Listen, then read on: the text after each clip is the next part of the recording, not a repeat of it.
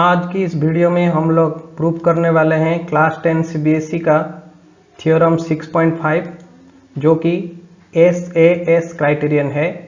Statement है if one angle of a triangle is equal to the angle of another triangle and side included these angles are proportional then the two triangles are similar.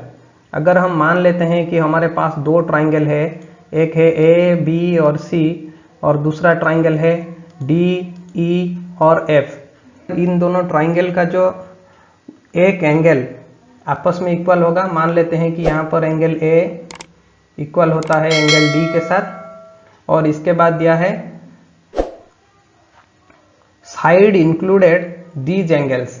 यहाँ पर हमने लिया था angle A, ये इसके इस angle के साथ दो साइड जो इंक्लूडेड है वो होगा AB और AC, और जो दूसरा ट्राइंगल था DEF, इसका जो एंगल था D, इसका जो दो इंक्लूडेड साइड्स होंगे एंगल D के साथ वो होंगे DE और DF। इन दोनों का जो साइड से ये दोनों का जो रेशियो होगा यानी कि AB upon DE is equal to AC upon DF अगर हो जाएगा तो हमको प्रूव करना पड़ेगा ये जो ट्राइंगल है ABC और ट्राइंगल DEF, ये दोनों ट्राइंगल आपस में सिमिलर हो जाएंगे। हमको ये प्रूव करना होगा।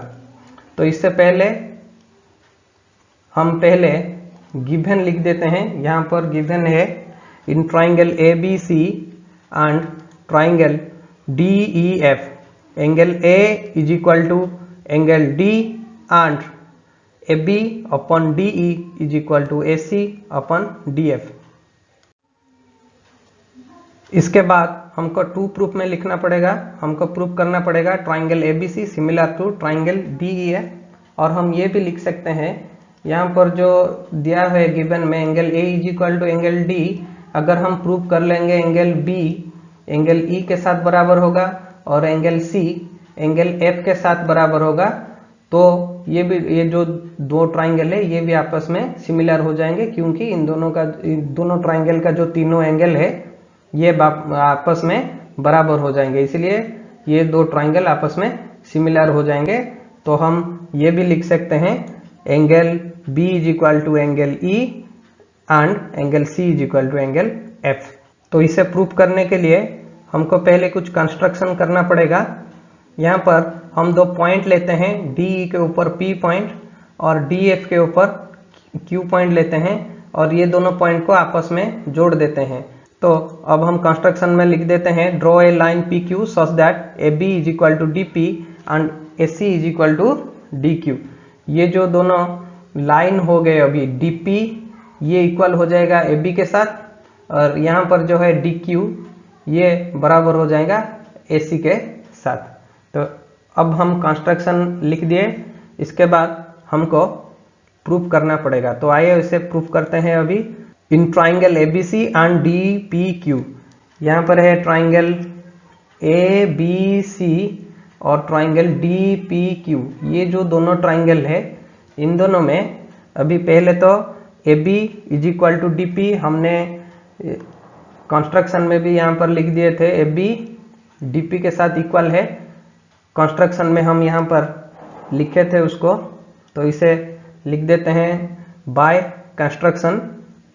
इसके बाद angle A is equal to angle D, यहाँ पर है एंगल A ये D के साथ इक्वल है, इसे हम गिवन में पहले लिख चुके हैं। इसके बाद AC is equal to DQ, यहाँ पर देखिए AC is equal to DQ, इसे भी हम कंस्ट्रक्शन में पहले लिख चुके हैं, तो लिख देते हैं बाय कंस्ट्रक्शन। अब ये जो दो ट्राइंगल हो गए ABC और DPQ, ये दोनों आपस में कॉन्ग्रुएंट हो जाएंगे, तो हम लिख देते हैं triangle ABC congruent to triangle DPQ, reason में हो जाएगा SAS। इसके बाद एंगल B जो है और एंगल P है ये आपस में बराबर हो जाएंगे, रीजन में लिख देते हैं CPCT। और एंगल C जो है यहाँ पर है एंगल C और यहाँ पर है एंगल Q, ये दोनों एंगल भी आपस में बराबर हो जाएंगे, रीजन में लिख देते हैं CPCT। तो इसे हम एक इक्वेशन में लिख देते हैं, angle B is equal to angle P and angle C is equal to angle Q. इसे हम इक्वेशन 1 मान लेते हैं। इसके बाद A B upon D E is equal to A C upon D F, इसे हम पहले गिवन में लिख चुके हैं, तो इसे हम एक बार फिर से लिख देते हैं, A B upon D E is equal to A C upon D F. ये पहले गिवन में था, तो इसे हम फिर से एक बार लिख देते हैं। इसके बाद हो गया D P upon D E is equal to D Q upon D F. यहाँ पर हमने क्या किया, जो कॉन्स्ट्रक्शन में लिखे थे हम A B is equal to D P और A C is equal to D Q, ये हम कॉन्स्ट्रक्शन में लिखे थे। अब हमने क्या किया, यहाँ पर ए बी के बदले में डी पी को रिप्लेस कर दिए। उसके बाद ए सी के बदले पर हम यहाँ पर डी क्यू को रिप्लेस कर दिए। ये दोनों कॉन्स्ट्रक्शन में हम इक्वल लिख चुके हैं, इसलिए इन दोनों का वैल्यू हम रिप्लेस कर दिया। इसके बाद इन दोनों का हम रिसाइप्रोकल ले जाते हैं। रिसाइप्रोकल ले जाने पर हमारे पास आ जाएगा D E upon D P is equal to D F upon D Q. इन दोनों का हम रिसाइप्रोकल ले गए। इसके बाद हम क्या करेंगे, इन दोनों से हम 1 सब्ट्रैक्ट कर देंगे। तो पहले D E upon D P, इससे 1 सब्ट्रैक्ट कर देते हैं। इसके बाद जो D F upon D Q था, उससे भी 1 हम सब्ट्रैक्ट कर लेंगे। इसके बाद यहाँ पर लिख देते हैं सब्ट्रैक्टिंग 1 फ्रॉम बोथ साइड्स। अब हमारे पास रिजल्ट में आ जाएगा, जो यहाँ पर था डी अपन डी पी माइनस 1, इन दोनों का जो एलसीएम था वो हो गया डी पी। डीपी को डीपी से डिवाइड करने पर हमारे पास आ गया 1 को डी से मल्टीप्लाई करने पर हमारे पास रिजल्ट में आ गया डी। इसके बाद डी पी को 1 से डिवाइड करने पर हमारे पास आ गया डीपी। डीपी को 1 से मल्टीप्लाई करने पर हमारे पास आ गया डीपी। इसके बाद ये दोनों को माइनस करते हैं हम, D F upon D Q minus 1 को सब्ट्रैक्ट करते हैं, तो अब जो एलसीएम हो जाएगा हमारे पास वो हो जाएगा डी क्यू। तो एलसीएम हो गया हमारे पास डी क्यू। डी क्यू को डी क्यू से डिवाइड करने पर हमको 1 मिलेगा। 1 को डी एफ से मल्टीप्लाई करने पर हमारे पास आ जाएगा डी एफ। अब डी क्यू को यहाँ पर 1 से डिवाइड करने पर हमको मिल जाएगा डी क्यू, और डी क्यू को 1 से मल्टीप्लाई करने पर हमको मिल जाएगा डी क्यू।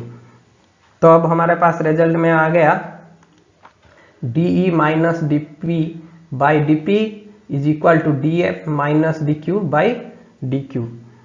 अब यहाँ पर देखिए, यहाँ पर है डी ई, यहाँ से डी पी अगर हम माइनस कर देंगे तो हमारे पास रिजल्ट में आ जाएगा क्या, पी ई। तो इसका जो न्यूमिनेटर था यहाँ पर पहले था D E minus D P, तो उसको माइनस कर देने पर हमारे पास आ गया पीई अपन डीपी। क्योंकि यहाँ पर देखिए डीई से हम क्या किए, डीपी को घटा दिए। घटा देने से हमारे पास रिजल्ट में आ गया पीई, और डीपी को डीपी हमने रहने दिया। इसके बाद जो दूसरे वाला था D F minus D Q, यहाँ देखिए डी एफ, इससे डी क्यू माइनस कर देने पर हमारे पास रह गया क्यू एफ। तो यहाँ पर हमने लिख दिया क्यू एफ, और यहाँ पर था डी क्यू को डी क्यू रहने दिया। तो हमारे पास अब रिजल्ट में आ गया 1 माइनस कर देने से P E upon D P is equal to Q F upon D Q. तो यहाँ पर P E upon D P is equal to Q F upon D Q आ गया हमारे पास। अब इसका हम रिसाइप्रोकल ले जाएंगे तो हमारे पास रिजल्ट में आ जाएगा D P upon P E, D P upon P E is equal to D Q upon Q F. तो ये क्या हो गया हमारा, अभी जो इन दोनों साइड का जो रेशियो था वो आपस में इक्वल हो गया। तो हम लिख सकते हैं अभी इन P Q parallel E F, क्योंकि रीजन में हम लिख देते हैं if a line divides any two side of a triangle in the same ratio then the line is parallel to the third side. हम इसको पहले थ्योरम 6.2 में भी प्रूव कर चुके हैं। अगर किस ट्राइंगल का दो साइड का जो रेशियो होगा वो अगर आपस में बराबर हो जाएंगे तो जो तीसरे वाला साइड था वो पैरेलल हो जाएगा। तो इसको हम रीजन में लिख दिए। इसके बाद हम देखेंगे in triangle D E F, हमारे पास रिजल्ट में आ गया यहाँ पर in triangle D E F. यहाँ पर देखिए डी ई एफ ट्राइंगल में PQ पैरेलल हो गया EF के साथ। तो अब हम ये लिख सकते हैं angle P is equal to angle E। Angle P जो है यहाँ पर एंगल E के साथ बराबर हो जाएगा। रीजन में लिख देते हैं corresponding angles of transversal DE। ये ट्रांसवर्सल जो DE था उसका कॉरस्पॉन्डिंग एंगल है, इसलिए ये दोनों एंगल आपस में बराबर हो जाएंगे। इसके बाद लिख देते हैं कि angle Q is equal to angle F। यहाँ पर है एंगल Q, ये भी बराबर हो जाएगा एंगल F के साथ, क्योंकि कॉरस्पॉन्डिंग एंगल है ट्रांसवर्सल DF के। तो इसे भी हम लिख देते हैं corresponding angles of transversal DF। तो इसे अभी हम एक इक्वेशन में लिख देते हैं angle P is equal to angle E and angle Q is equal to angle F। इसे हम इक्वेशन 3 दे देते हैं। तो हमने पहले इक्वेशन 1 में क्या प्रूव किया था, एंगल B जो था एंगल P के साथ बराबर था, एंगल C जो था एंगल Q के साथ बराबर था। इसे हम इक्वेशन 1 में लिख चुके हैं, angle B is equal to angle P and angle C is equal to angle Q। इसे हम इक्वेशन 1 में पहले लिख चुके हैं। अब हमारे पास रिजल्ट में आ गया P एंगल जो था एंगल E के साथ इक्वल है और एंगल Q जो था एंगल F के साथ इक्वल है। तो इसके बाद हम लिख सकते हैं from equation 1 and 3 we get. तो हमारे पास अब रिजल्ट में क्या आएगा, यहाँ देखिए यहाँ पर B जो है P के साथ बराबर था, यहाँ पर P जो है E के साथ बराबर है। तो इन दोनों में P कॉमन है, तो यहाँ पर रिजल्ट में आ जाएगा एंगल B और जो एंगल E है ये आपस में बराबर हो जाएंगे। तो पहले हम इसे लिख देते हैं from equation 1 and 3 we get angle B is equal to angle E and angle C is equal to angle F। C और एंगल F ये कैसे आपस में बराबर होंगे ना, पहले हम प्रूव कर चुके हैं इक्वेशन 1 में एंगल C जो था एंगल Q के साथ बराबर है। यहाँ पर हमने प्रूव कर दिया एंगल Q जो था एंगल F के साथ बराबर है। इन दोनों में Q कॉमन है, तो अब बराबर हो जाएंगे एंगल C R और एंगल F, ये दोनों आपस में बराबर हो जाएंगे। तो अभी हमने लिख दिया from equation 1 and 3 we get angle B is equal to angle E and angle C is equal to angle F। तो इसके बाद हम लिख देंगे in triangle ABC and DEF। यहाँ पर है ट्राइंगल ABC और यहाँ पर है ट्राइंगल DEF। इन दोनों ट्राइंगल में पहले angle B is equal to angle E जो कि अभी अभी हमने प्रूव किया। यहाँ पर angle B is equal to angle E, तो लिख देते हैं इसको प्रूव्ड अबव। हमने अभी अभी उसको प्रूव किया। इसके बाद हम लिख देंगे angle C is equal to angle F। यहाँ पर है angle C is equal to angle F, इसको भी हमने अभी अभी प्रूव किया, इसलिए हमने लिख दिया यहाँ पर प्रूव्ड अबव। इसके बाद angle A is equal to angle D ये गिवन में था।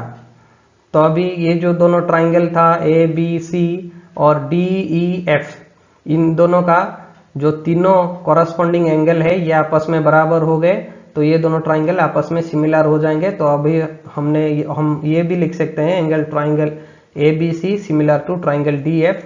रीजन में लिख देते हैं एंगल एंगल एंगल क्राइटेरिया। तो हमने अभी प्रूव कर दिया ये जो ट्राइंगल है ABC ये सिमिलर हो गया ट्राइंगल DEF के साथ। इसको तो हमको प्रूव करना था, तो हमने यहाँ पर प्रूव कर दिया ट्राइंगल ABC और ट्राइंगल DEF ये दोनों आपस में सिमिलर हो गए। यहाँ पर अभी लिख देते हैं प्रूव्ड।